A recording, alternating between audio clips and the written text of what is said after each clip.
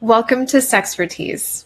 I'm your host, Erica Rivera, and tonight we're beginning one of the most meaningful series we've ever done on this show.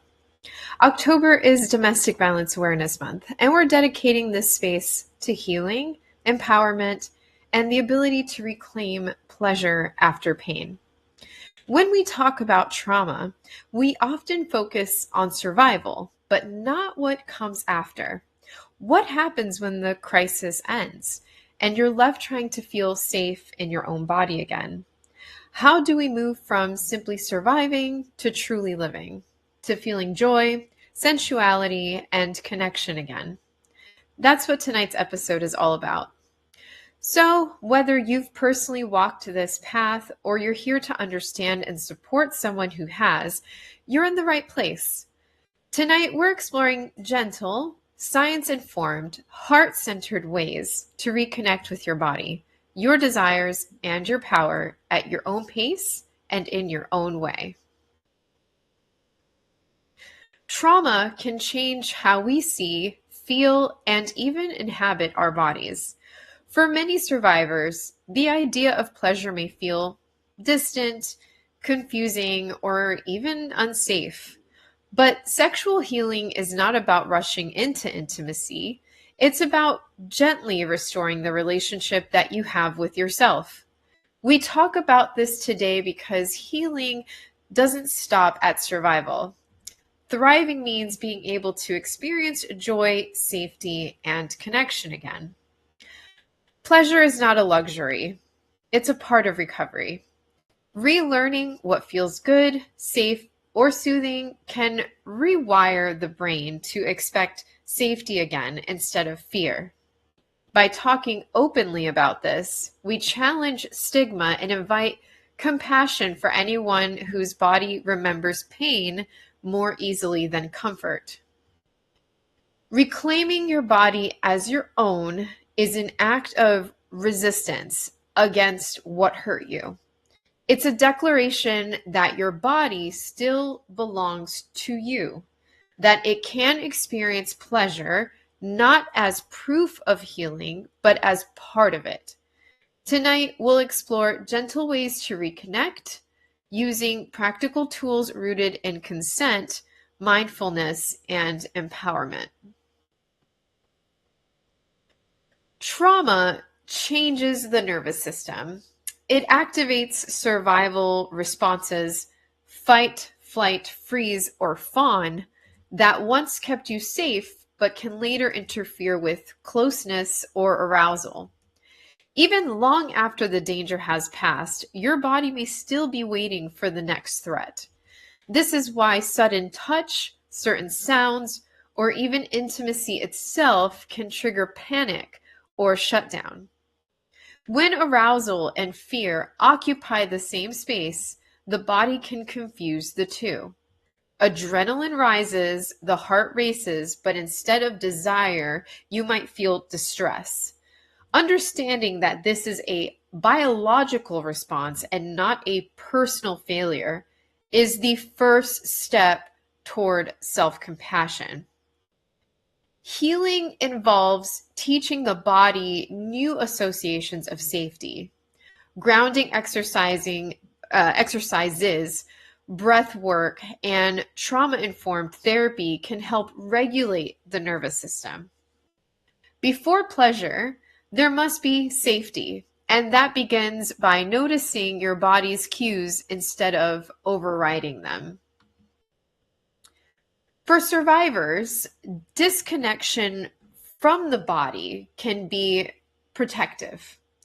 Disassociation or emotional numbing might have been the only way to survive that moment. However, those same defenses can later block intimacy or the ability to feel pleasure. You might know intellectually that you're safe, but your body hasn't caught up yet. Just relax doesn't work, okay? Because relaxation is impossible without trust. Healing means slowly rebuilding communication between mind and body, learning to listen again instead of silencing sensations. Small mindful moments, like noticing how your feet feel on the floor, can help bridge that gap. By bringing awareness back to the present, you create new pathways in the brain that associate embodiment with safety. This reconnection process may be uncomfortable at first, but it's deeply transformative. Feeling again, even if it's sadness or tension, is still progress toward wholeness. We often talk about consent with others, but self consent is just as vital. It's about checking in with your own readiness before any sexual or sensory experience. Ask yourself, do I feel safe?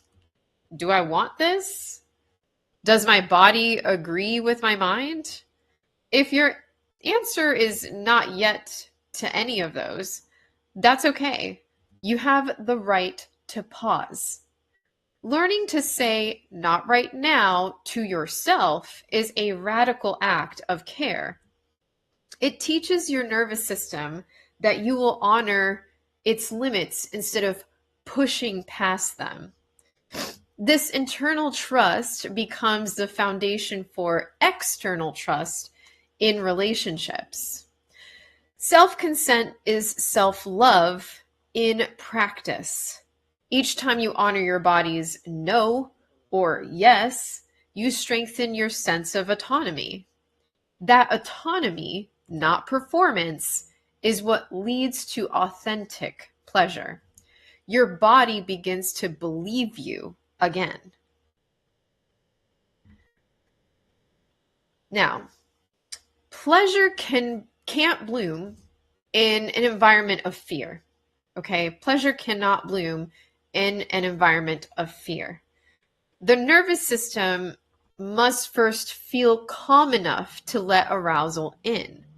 That's why grounding and relaxation are prerequisites for sensuality and not an afterthought. Create a space where you feel completely safe. That could be in terms of lighting, temperature, scents, sounds. These things all signal the body that it can soften. Notice the difference between excitement and anxiety. They can feel very similar, but one invites expansion while the other contracts. If your breath shortens or your muscles tighten, pause. Regulate first, sensation later. Pleasure becomes sustainable when safety is the soil it grows from. Safety is not unsexy, okay? It's what allows sexiness to exist. When you cultivate safety intentionally, your body learns that stimulation can be pleasurable and not dangerous. That relearning process is the essence of trauma recovery through pleasure.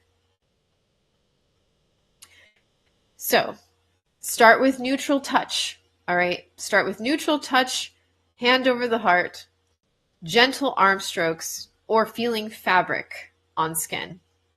These simple actions reintroduce physical sensation without overwhelming the system.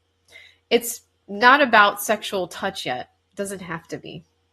It's about noticing that touch can be neutral or pleasant rather than threatening. Describe sensations out loud or in your head. Warm,